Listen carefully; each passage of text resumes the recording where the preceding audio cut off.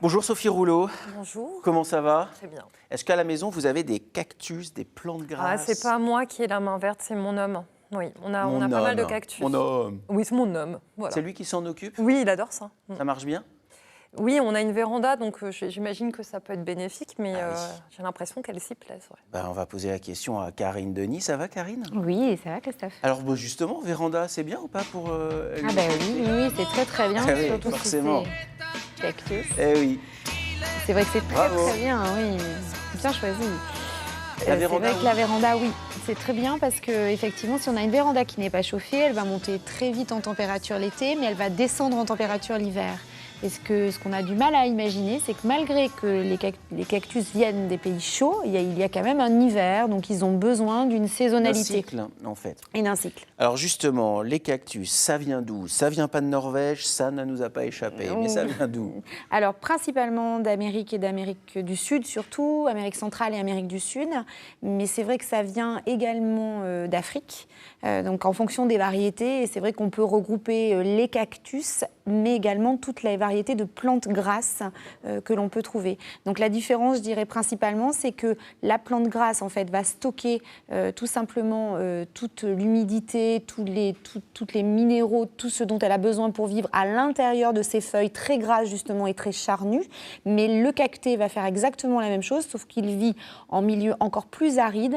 Et du coup, les petites épines qu'ils ont, ce sont tout simplement des feuilles qui se sont transformées en épines pour faire une défense contre les animaux Genre, viens pas me manger, quoi. Voilà, viens pas me toucher parce que je pique. Donc du coup, voilà, c'est vraiment une protection. Donc effectivement, tous les poils, toutes les petites épines que l'on peut trouver sur les cactés, c'est une défense. C'est magique. C'est magique. Déjà, rien que ça, évidemment, c'est un univers magique. Les petites épines, parfois, sont recouvertes d'un petit duvet. C'est pour Oui. tromper son ennemi. Tout à fait, c'est exactement pareil. Donc ça peut être des épines, ça peut être des petits poils. Alors effectivement, des fois, on a l'impression qu'ils sont tout doux, hein, comme ceux que j'ai amenés. Ça, par exemple, par exemple, c'est très très doux. Ça, on a pourrait se dire, l'impression, ah, oui. Ouais. Alors, je vais vous donner une petite astuce tout de suite avant. C'est que si des fois vous vous piquez en rempotant un cacté, vous prenez du scotch tout simplement et vous le mettez sur votre doigt là où vous avez été piqué parce que les aiguilles, vous ne les voyez pas, les petites épines. Et si vous en avez, je peux vous assurer que vous mettez très très longtemps à les enlever. Donc, un petit coup de scotch sur l'endroit où vous avez été piqué, ça peut être très sympa. Pourquoi on ne nous l'a pas dit avant, ça? Parce que j'étais pas venue. Parce que vous n'étiez pas là, puis Parce voilà, que c'est j'étais pour pas ça. Quelques conseils d'entretien quand même. Alors- on nous dit toujours, oh, alors là, c'est simple, il n'y a rien à faire. Alors- Moi, ça me semble plus compliqué que ça. Non, vraiment, moi j'insiste, le cacté, la succulente, la seule chose qu'il faut respecter, c'est qu'effectivement, il faut penser toujours, et j'ai toujours insisté là-dessus, penser au milieu d'où elles viennent. C'est-à-dire que dans un milieu aride, quand il pleut, ce sont des pluies torrentielles en général, donc des pluies effectivement tropicales, très très fortes, très abondantes, et c'est à ce moment-là qu'en fait la plante va tout stocker. Donc en fait, qu'est-ce qu'il faut faire? Il faut l'oublier, la négliger pendant effectivement plutôt des semaines, et l'arroser de façon abondante, et après recommencer tout ce cycle. C'est sûrement ce que fait votre homme. L'oublier. J'étais en train de me dire que finalement, c'était bien adapté à moi aussi. Voilà. Je suis capable de faire ça. Voilà, Ouais, parce bah, que bah, voilà. du coup, c'est vrai que la plupart des gens, pour les succulentes et pour les cactés, ont tendance à vouloir les arroser, leur donner un petit peu d'eau. Ouais, Mais non, en non, fait, il faut les vraiment... oublie. Oui, mais il faut penser à leur milieu, d'où elles viennent, comment elles sont Faut et penser comment à elles les vivent. oublier. Voilà, il faut penser à les oublier. On nous vend aussi parfois... Oh, il y a des petites fourmis. Tac, Oui, je vais la je les remettre ai dans son amenées. pot. On nous vend aussi du... Non, je l'écrase pas celle-ci, je la laisse vivante. Hop, je la remets. Deuxième. Mais il y a une fourmilière sur ce plateau. Oui. On est envahi. L'engrais pour les cactus, on nous en vend, ça, c'est bien ou ça sert à rien? Honnêtement, ça sert à rien. Franchement, un cacté, ça se remporte en général tous les 2 ou 3 ans. Honnêtement, là, je vous ai amené des variétés qui n'ont pas été rempotées depuis 5 ans. Donc, du beau, coup, hein. C'est super beau, ça. ça ne sert à rien de trop rempoter. D'accord. Il faut pas non plus mettre trop d'engrais. Alors, on a un cactus dont on est super fier ou une plante grasse. On va chez sa voisine, on trouve qu'il y a une plante grasse magnifique. On va chez sa belle-mère, on se dit waouh, qu'est-ce que ça, c'est beau.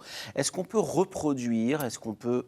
Alors, semer, j'en sais rien du coup. Oui, alors on Ah peut bon faire des semis. Alors justement, j'ai amené celle-là et je vais essayer de vous montrer parce que je vais faire une petite manipulation. Je vais essayer donc avec une petite pince. Donc j'amène celle-là.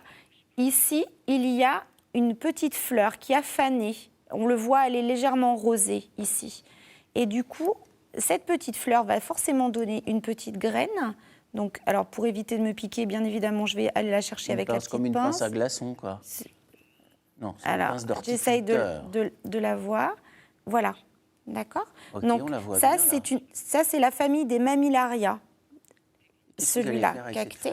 Et dans cette fleur, eh bien, à votre avis, qu'est-ce qu'il peut y avoir dans cette petite fleur une fois qu'elle a été fanée? Une graine. Un bébé cactus. Un bébé graine. Ah, et ça, vous allez le mettre dans le mélange que vous allez nous apprendre à faire tout à l'heure. Donc ça, c'est un semis. Ça, c'est un semis. Moi, honnêtement, j'aurais pas osé, je viens d'apprendre un truc. Bouturage, je me dis oui, pourquoi pas. Tout à fait. Alors, je vais commencer par vous parler par une...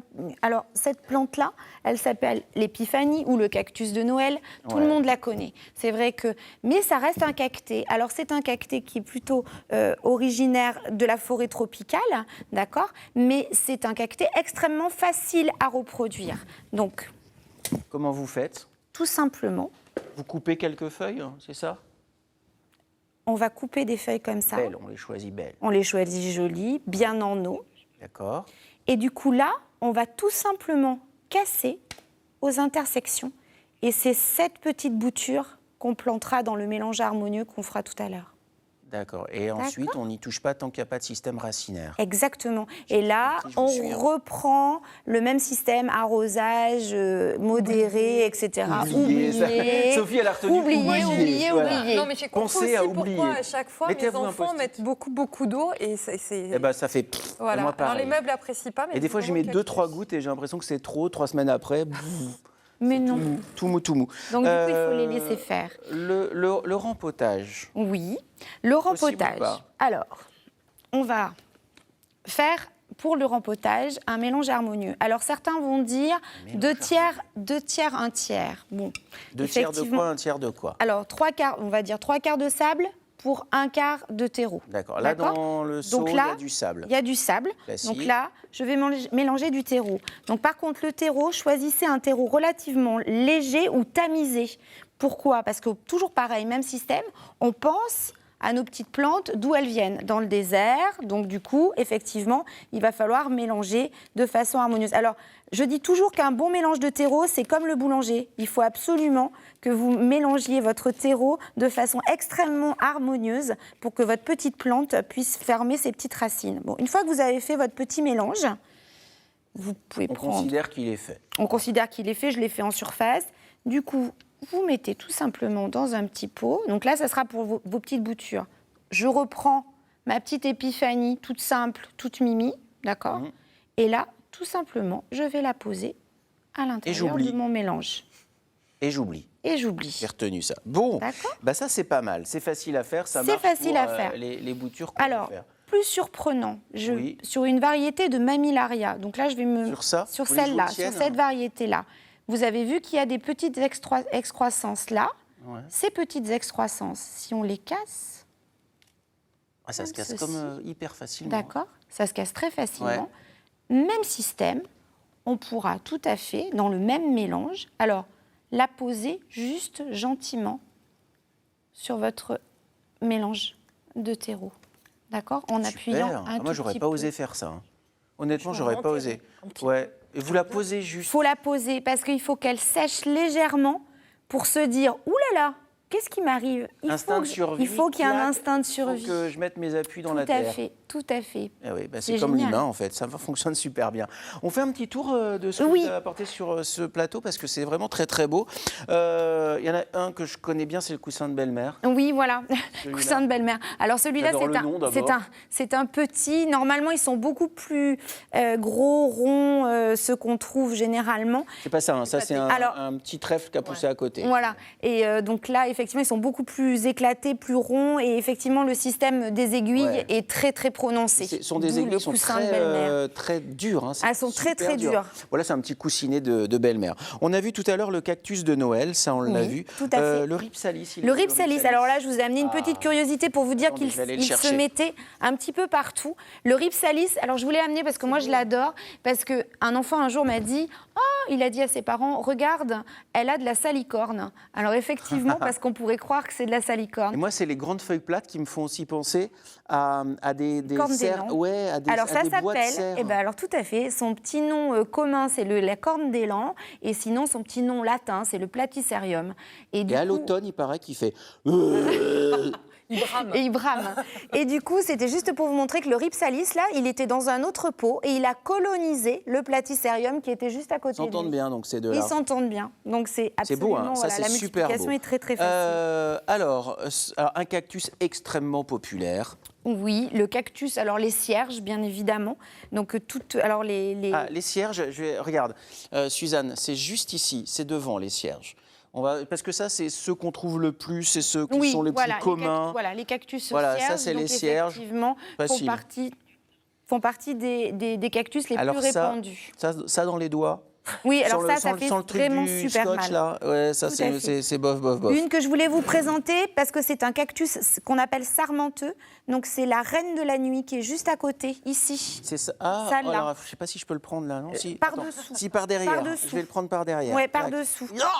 Et alors là, je vous montre juste qu'effectivement, j'ai procédé à la même chose que tout à l'heure. Donc, Christophe va essayer de le ramener vers lui. Je suis à l'aise avec les cactus comme...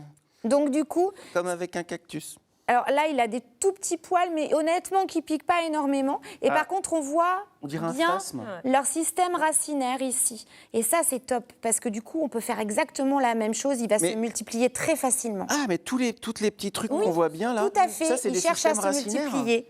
Et donc ça, si on le pose sur le mélange que vous avez fait, il va se développer. Exactement. C'est rigolo, ça. Exactement. Alors, quoi d'autre? Ensuite, on va parler d'une espèce que tout le monde connaît, de l'euphorbe, parce que je voulais absolument vous montrer la multiplication de l'euphorbe, parce que c'est extrêmement facile. On a tous les euphorbes, c'est vrai qu'on aime bien, parce qu'elles peuvent former un cactus un petit peu original. Un petit peu genre, on se croirait presque aux États-Unis. Exactement. On a les Indiens qui vont... Et alors là, pour la multiplication, c'est tout simple. Mais non. Si. Et vous allez voir en plus. Ah, il y a du... Ah oui. C'est quoi? Ça, c'est le latex. Le latex? Le latex à l'intérieur. D'accord? Donc là, on le coupe. Et là, on peut le laisser sécher, comme ça, pendant une petite semaine, ou pas. Et pareil, on peut... Et là, après, on peut tout à fait le replanter à l'intérieur d'un petit mélange tourbeux. Ok, très bien. 2 questions. On replante la partie que Sophie a dans la main coule, là où le latex coule. Tout à fait. Et qu'est-ce qui va se passer à la tête de celui-ci? Eh bien, en fait, il va provoquer d'autres départs. Ah, et donc ça va lui donner une forme très originale. De cierge. Sauf que là, ça peut faire 1 mètre, 1,50 m, ces trucs-là. Tout à fait. On ne peut pas se quitter, les amis, sans parler de l'aloe vera. Tout à fait. Parce que cette plante est absolument magique. Elle est magique parce qu'effectivement, on se soigne avec l'aloe vera, on peut même le manger, on lui trouve tout un tas de vertus sur la peau. Quand on a une brûlure, on coupe tout simplement une tige et on peut le passer. Par contre, ce que je voulais vous montrer, c'est la multiplication. Donc, il y a des bébés aux pieds qui sont en train de pousser. Donc là, par contre, ça se fait par division, c'est-à-dire qu'on va enlever et on va diviser les bébés à l'intérieur de l'aloe vera. Tous les petits bébés qui poussent là. Justement, une question que vous nous avez posée sur les réseaux sociaux. Est-ce qu'on rempote ou pas? L'aloe vera? Non, les cactus ou les plantes grasses en général. C'est ce que je vous disais. Vraiment, soyez patients, laissez-les, ne les rempotez pas trop, ça ne sert à rien. Vraiment, tous les 3-5 ans, franchement, c'est suffisant.